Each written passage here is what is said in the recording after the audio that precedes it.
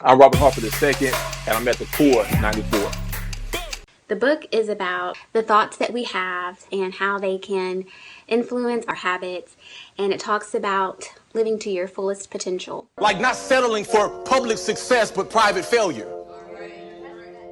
Like that's the most difficult part. You kind of want to argue with the author and be like, maybe you haven't been through things, so it's easy for you to just get up every day and say, I'm going to live to my potential. He calls you out on that too. Obviously, sometimes we are in situations in life that are not our fault, but it is our responsibility. This is a really good book. It's not something that you read just once. It's something that you kind of keep going back to. Yo, yo, yo, welcome to another episode of the Quarantine Chronicles. I'm your host, DG Baggs, and today we have a very, very, very special guest. I mean, I'm really honored to bring this guest on. You know, not only is he from the city, but he's a man of God. He's a mentor. He's an educator. You know what I mean? He's a writer. He's a speaker and a speaking coach, as a matter of fact. So, I got to be on my best right now. Without further ado, Mr. Robert Harper II. Oh, man, appreciate it, man. Appreciate the invitation. I'm looking forward to it. Hey, you sit right here, talk to yourself. Yeah. Hey, this is really dope, man. I'm really proud of you, man. I'm glad that you put this out to the earth. It's going to be here forever. And a lot of people need this. I've seen the greatness of people and them self-sabotage themselves. You know what I'm saying? I know what procrastination does. I know what living in the past does. I know what letting your emotions override this here. You know what I mean? So, but I really want to talk about you. You know what I mean? So that they got to get this book. They got to feel how I feel. You know what I mean? So what motivated you this book right here? Man, what motivated me was myself, really. Just looking at myself, kind of like what you just said right now. You know what it's like. You know what it's like to allow your emotions to take over. And for me, I saw myself as kind of like a confident guy. For the most part. But I also knew that there were things that were getting in my way from the life that I really, really wanted and I desired. And so, if you're just honest and true, sometimes our history is not the best. Sometimes we come from broken homes. We have past regrets, pain, all kind of things that can really alter like our desired life, right? So I really took a evaluation on myself and where I was, and realizing that if I was going to get to that destination, that I needed to really change my thoughts, man. A lot of thoughts were getting in my own way. I was becoming the villain in my own story, sabotaging my own success, and just really getting in my own way, man. So I just really had to change those thoughts. So I knew if I was dealing with that, I knew other people were dealing with the same thing. So I just decided to write a book that would really help people navigate through those that negative thinking, man, those limited thoughts, those thoughts that really shackle us and hold us back from the things that we really desire. And did you get support from everybody before this? And when did you come, because they say knowing is half the battle. Not to lead to your own understanding, but you did come to your own understanding, but it came down from somewhere. So Right. amongst other people, they think, oh, he's crazy, or you know what I'm saying? You don't know what you're talking about. Because everything that you said in this book stamped why I always thought I was awkward, or why people ask me so much, why am I successful in what I do? It's because of this book. It's because I talk to myself. I say, oh, did you get that support? Because to write this book, and when you put your own ideas in this book right here, you basically just told the world how you view it and how you go through life. Right. You know what I mean? So did you have that support from your people, from your ministry and everything? How did that go? Yeah, I definitely had support, man, throughout, just not only with the process of writing the book, but just throughout life. I definitely had that support. But here's the thing. I say talk to yourself, and it may be the best conversation you have all day, is because your voice matters at the end of the day. Somebody can be supporting you, believing in you, but it's until you actually believe it. It's until you actually embrace those thoughts and start walking in that, does it become a reality. I had the thought and the vision to write this book. People have been telling me for years, you ought to write a book, you ought to put one out. And it wasn't until I actually saw myself as an author that I called my editor up and I just said, hey, let's go to work. Let's get this thing out within the next few months. And it was then that I stopped procrastinating and started doing it. I really felt like I was on assignment. It wasn't just about me, but it was about those that I was impacting. And so I remember hearing this quote from Maya Angelou, and she said that every time she would write a book, write some poetry, she literally felt like God himself was telling her to do this work. And so she had to do it. And when I've heard that, it just something resonated within my spirit. It just let me know a lot of times the reason why we procrastinate is because we're too focused on self. we're so focused on me and my belief level and how it will impact me. But we start shifting our mindset to what life look like if I don't do this, because the people that need to be impacted by this book, the people that need to be impacted by your talents, your gifts, your abilities, it's not just about me anymore. It's about other people, man. So when I started looking at it that way, I started believing in it, and I just started putting forth the effort. So I would say that I had the support. I've had the grateful to God for it, but you got to believe it at the end of the day, and you got to really own it and really and start walking in it. So that's the reason why the book is set up the way it is. You know, if you read it, you know, I'm talking to the reader, but there's a section in the book where I tell the people, no, you say this to yourself. You know, you say this to yourself. So even on a bad day, you just need to go to chapter 6 for a second and just read the bottom half. You know, you can just get that belief back again, right? Or if you need to go to chapter 8, remind yourself of who you are. You know, you can get that back again. So I set it up that way because I know it's important for me to believe in people, but it's even more important for them to believe in themselves. I love that you started off going all in. And for people don't know, I call it ain't no half stepping. You know Yeah, what I come mean? on. Like you have to go all in. That's the first thing. It's the like in the Matrix. Remember, Neo, he could only fly when he knew 100% that this matrix isn't real. Like so, you have to have this like crazy belief in yourself, like going all in. I was always told never to put all your eggs in one basket, but my most success always happened when I had those eggs in one basket because I really cared for it. I really Right. watched. I really counted. I walked slower. I made sure who was around. I was not gonna drop these eggs. So yeah, I loved how you started it. So, what did you when you wrote this book? Did you know the chapters was gonna flow the way it flowed like that? Because everything went in order, per bam, to procrastination, to like Right. it's Right. like a perfect book. So, how did you order those chapters like that, and what made you start off with going all in first? Yeah, so that's a good question, man. Some people asked me that same exact question before. So here's the thing: I just wrote the book. I just wrote it, and when the chapters they would come to me because I knew that the principles would stand alone whether you know read them in order or not. So after I had all 10 chapters, then I started praying about okay, what order do I want them to go in, right? Like what should it how should it flow? And so I definitely gave it some thought and decided okay I wanted to go from all in to this to that and you know glory to God, man, people have you know people actually um picked up on that, right? Like even you know yourself you can see kind of how the chapter flows. So by the time you get to chapter 10 you're like okay let's go to work, right? Like whatever it is, let's stop talking about it. Let's stop talking about what you're going to do and let's just go out and do what you know what you've been called to do. So it was definitely I thought about it, I prayed about it, but when I wrote the book initially, I knew I could write them separately because I knew they were principles and the principles would stand alone. So to answer your question, man, yeah, it was some thought to go into it, but initially I would just write Just it, man. pieces and put them Yeah, together, put and it it came together. out perfect. And you know, it's not too long and it's not short. It's so edible. Everybody, talk to yourself. You know what I mean? This is a great book. So much I want to go into it because I don't want to give away the book. You know what I mean? Because I got so much from it. You know what I mean? And this is one of those books that when people read it, they don't want to tell nobody about it because it's so powerful. You want to keep all the information to yourself, and that's not what it's for. People, it's for No. everybody. You want to grow with this. You know, but I do want to talk about something specific. You laid something down as simple as, oh, you told a story about the lady who went to the doctor and Mhm. she was like, what's wrong with me, such, whatever. He's like, well, what can I do? I need medication. She said, no, really just drink some water. Matter of fact, drink 8 glasses a day. He's like, okay. Well, you sure I don't need no medication? Something so easy as drinking water would improve and things like that. Then you laid it down like, oh, it's easy to call your loved one and say, I miss you, but it's not so easy to do. It's Mhm. easy to say, I'm sorry. So how did you come with that? Because that chapter right there could save a lot of fatal situations in the Black Mhm. community, if you know what I Mhm. mean. Mhm. So, like, how did you come up with that, and then with that, those examples as well?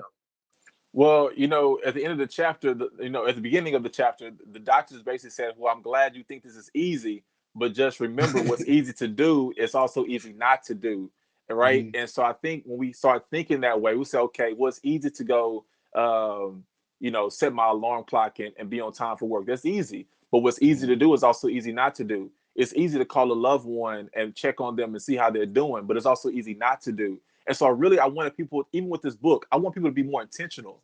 I want people to be more intentional with their lives and what they actually want out of their lives, right? And so here it is, this lady, she thought that she needed medication, but she was actually the source of her own healing.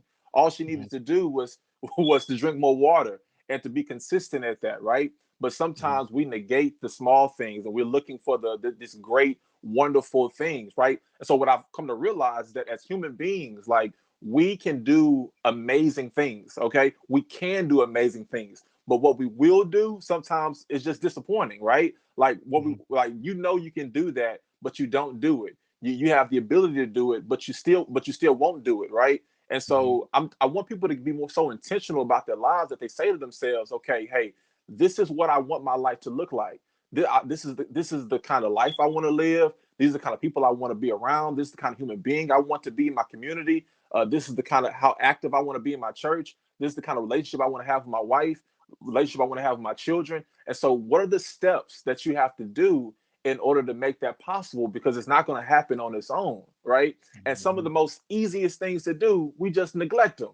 If we just if we just stop getting in our own way, like, it's one thing if somebody got in your way, right? Like, I can accept that. If somebody literally got in my way, impeded my progress, told me I couldn't do it, closed the door, right? I can accept that, right?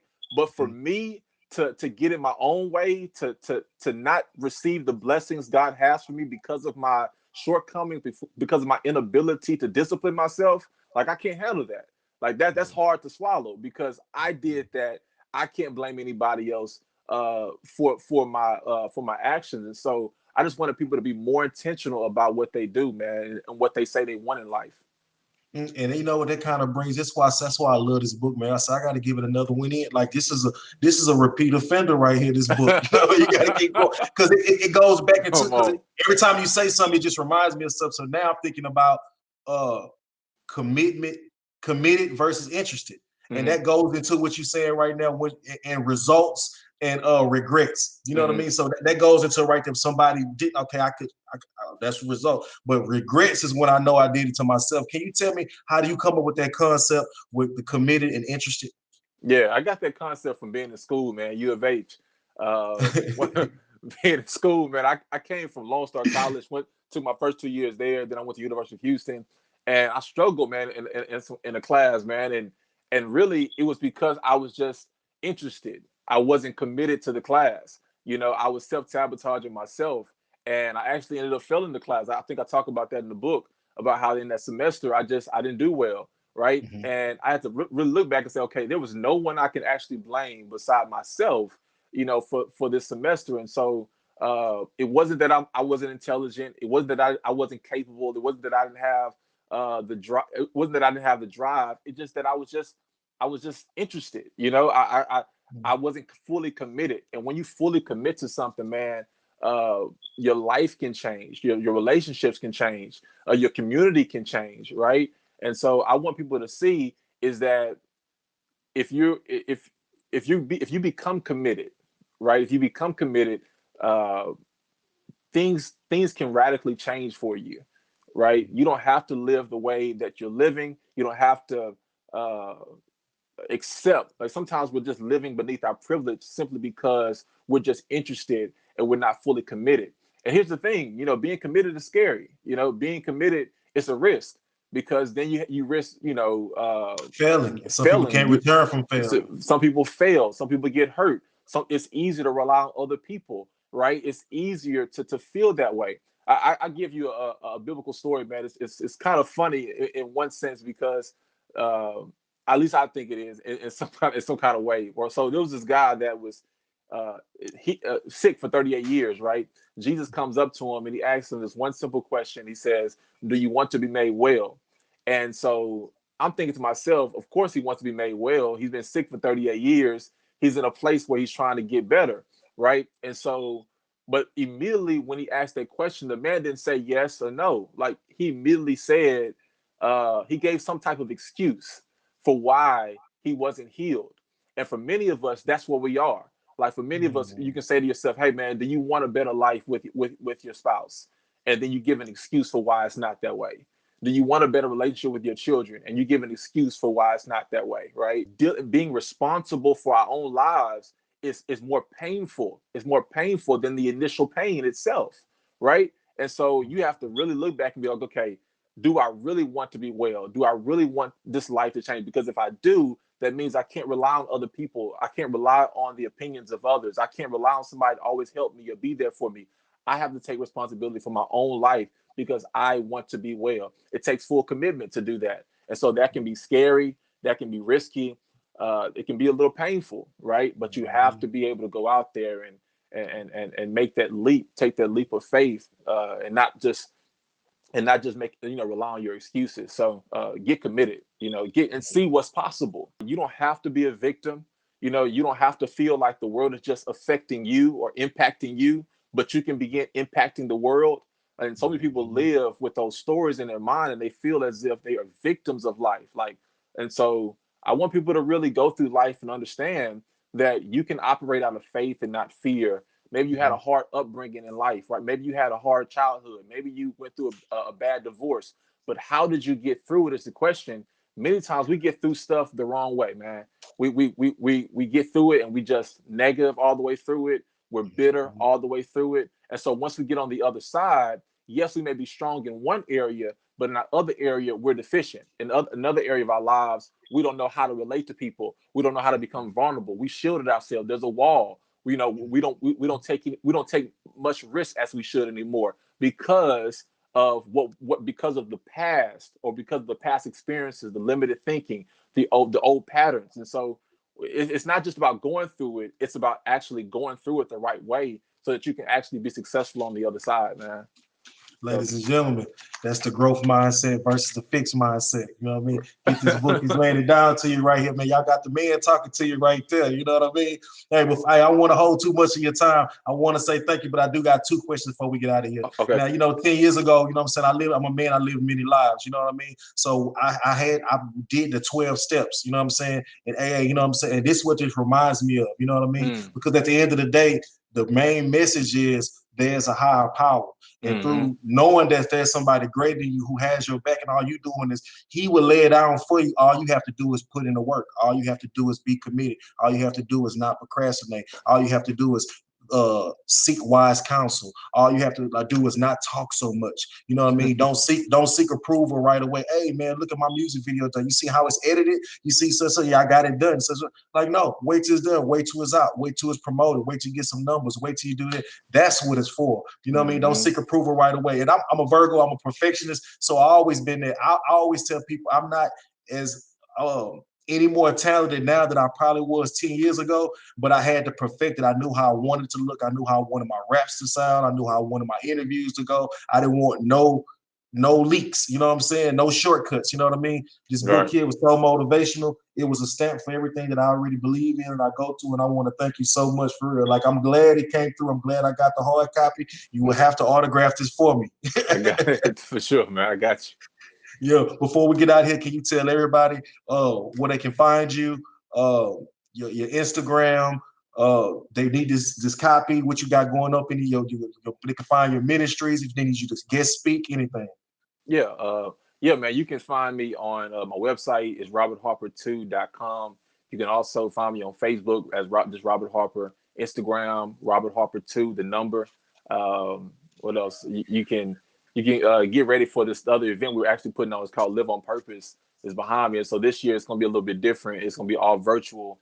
We'll be doing that in December, so people can look out for that and sign up. It'll be 4 different speakers. We'll have a panel of people speaking on different topics. One topic is finance. The other topic is from a psychological perspective, how do we get through difficult times, and also grit, like how do we get through grit. And I'll be the last speaker on that day too. But it's an event we hold in Houston literally twice a year. But this year, COVID kind of paused things. And so we're trying to pivot and trying to restructure it. And so this year it'll be all virtual. So I would tell people look out for that. If you see anything online about Live on Purpose, that's from us. And I would love for you guys to be a part of that. So yeah, Doc, those are the few things we got coming up. And what's your Instagram? Robert Harper 2, Robert Harper 2. And you can also follow us at the book has a Instagram as well, Talk to Yourself, or you can also Instagram us on Live on Purpose. You can follow that page as well. Just like that, wrapping up another episode of the Quarantine Chronicles. I'm your host, DG Baggs. You can find me on Instagram at DG Baggs. That's at DGBAGGS or at the Core 94. Make sure you tune into the core94.com where we're giving you the hottest music, the hottest news, the hottest everything, period. I'd like to thank our guest, Mr. Robert Harper II. Make sure y'all get this book, Talk to Yourself, man. It's definitely needed, man. I appreciate it so much, bro. Thank you for joining us. Definitely.